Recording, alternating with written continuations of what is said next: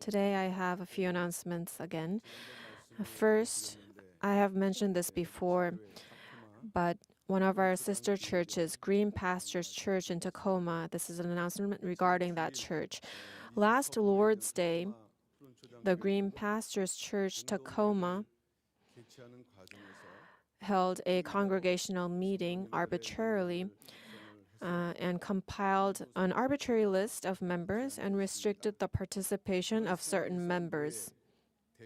And in that kind of situation, they ultimately decided to withdraw from the presbytery, the synod, and the General Assembly.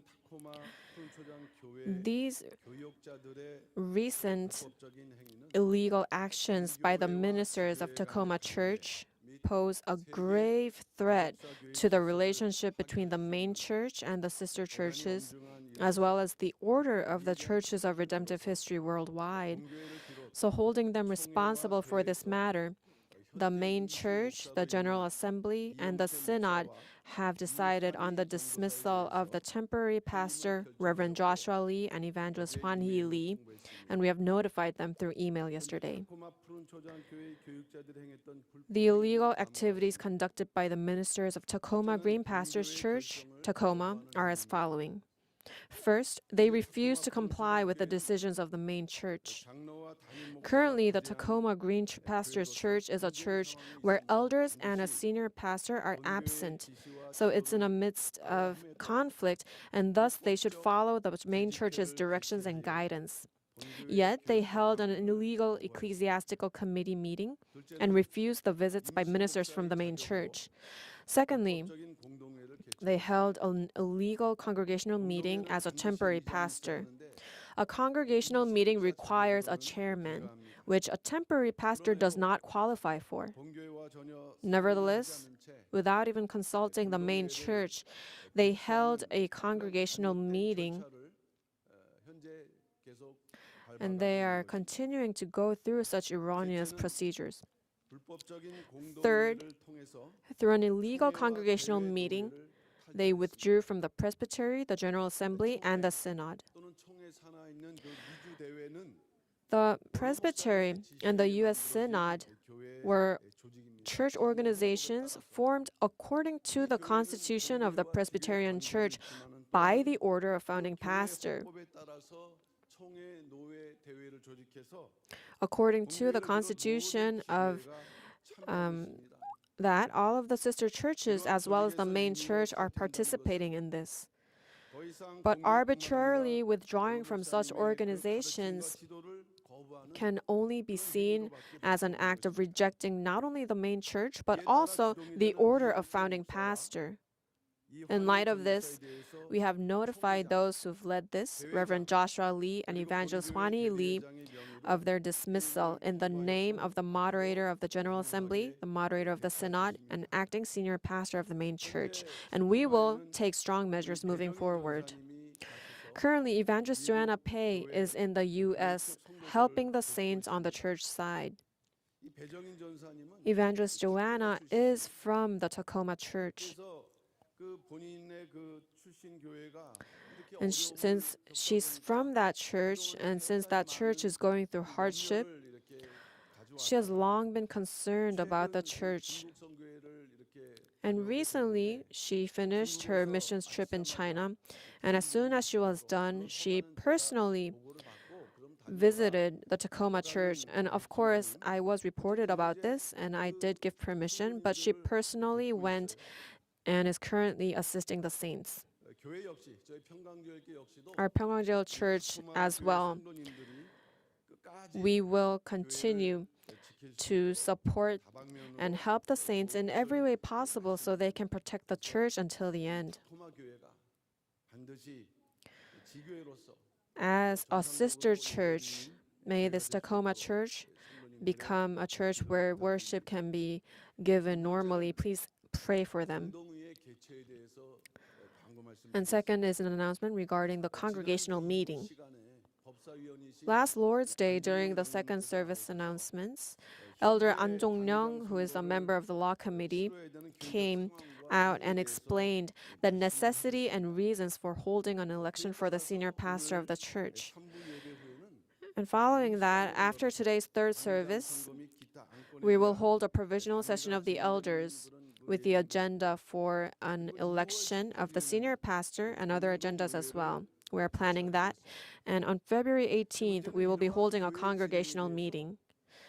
The problem is that regarding this procedure taking place at church, the breakaway side suddenly notified us that they will hold a congregational meeting to amend the bylaws on February 18th at Hanyang Theological Seminary. They sent out a text message and also documents. Bylaws, they are like the constitution of a nation. But instead of going through the session of the elders, which is like the National Assembly, and trying to amend the bylaws at the congregational meeting, is a very dangerous action, threatening the church. Whatever intention it may be, it appears to be more of a countermeasure aimed at thwarting our church's congregational meeting. However, the church will proceed according to its principles and order, and despite any hindrance, we will carry out the scheduled provisional session of the elders and the congregational meeting. We ask our saints to continue to pray for the session of the elders and the congregational meeting to take place, because we have decided on these as an important matter in resolving the current church situation. So please attend the congregational meeting and cast your votes, which is your right. To hold a congregational meeting, it requires the preparation of a list of the congregation members. And last July, we have come to understand the importance of the congregational meeting and the list of the members. So we have made a decision at the session of the elders to renew the list every 6 months, and we have a list prepared now. So regardless of the election of the senior pastors, this renewal takes place every 6 months. Now, once the provisional session of the elders conclude today, the list will be posted on the church website. And if your name has been left off the list, there will be a period of checking the list starting from a week before the congregational meeting. And you can submit your reasons to the church for your name to be on the list. Now, the current list is a bit different from last year's list. The 286 people who were excommunicated, and also the people who are participating in the breakaway side's acts of splitting the church, which is acting like an independent church, which includes being part of a district, and they also made the cell leaders study book and even the calendar. They ordained pastors, gave infant baptism,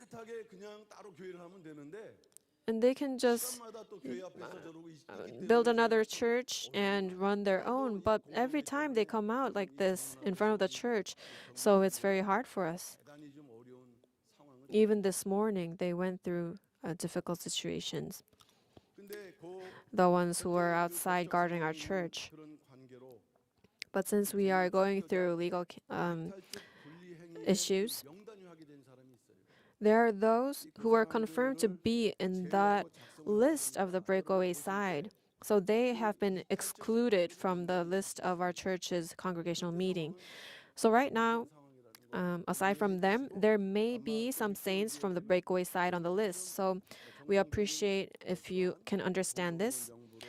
But I believe that as another 6 months pass by, we will be more accurately putting together a list in the future. And regarding this issue, in compliance with court decisions, to open the church gates, we have opened the church's main entrance under one condition: to submit the pledge of the saints. So even from the breakaway side, if they write this pledge, they can enter the church. But in a way, I feel like it seems like they are forcing the saints to not submit the pledge. And now many have submitted them until now, but compared to the list of the congregational members, about 1/3 of the members of the list have not submitted the pledge. This pledge could be used as a legal document later on. So if you have not submitted them yet, please do so through your district or department ministers or leaders before the congregational meeting. Please submit them. And another thing is that there are saints who come when the breakaway side is holding their protest. And they don't just come, but when they come, the breakaway side, they always write their names there that they have participated in that protest. But there are some saints from the church side who are writing that too because they were confused. And of course, this does not lead to any legal problems. But if you have written this pledge and submitted it, there's nothing you have to write in front of the church. So in order to prevent any confusion, I just got someone contacted me saying about this. So please do not be confused. Now, two more things. This is regarding the free distribution of calendars. The 2024 church calendar commemorates the 60th anniversary of the church. And flipping through it gives me a sense of being there together in the church history. Now, many have purchased it, but still, there are still some remaining. And there was a suggestion to send it out together with the books. But actually, since it's a church commemorative calendar, it seemed unfitting to send them to unrelated people. So now the holiday is coming up, and you can use them to evangelize your family, relatives, or you can even keep an extra one at home. So today, there's not many, but please feel free to take as many as you need. I think if you take one per family, they will all be given out. They are given out for free at the front gate of Moriah Sanctuary, so please take them and make good use of them. And lastly, regarding the church guarding activities, until the congregational meeting on February 18th, we don't see any particular movements by them, but we have decided to elevate the security level of the church to be fully prepared for any situation. Centered on the church staff, the ministers, we have decided to elevate the security level. But the problem is from February 9th to the 12th is the Lunar New Year holiday. So the men's and women's ministry have not assigned members to come and guard the church during that period since it's a holiday and you need to look after your families. So at this time, we would appreciate it if those who are available and has a willing heart to come and freely participate in the church guarding activities. And during the holidays, we're planning to provide lunch and dinner at church.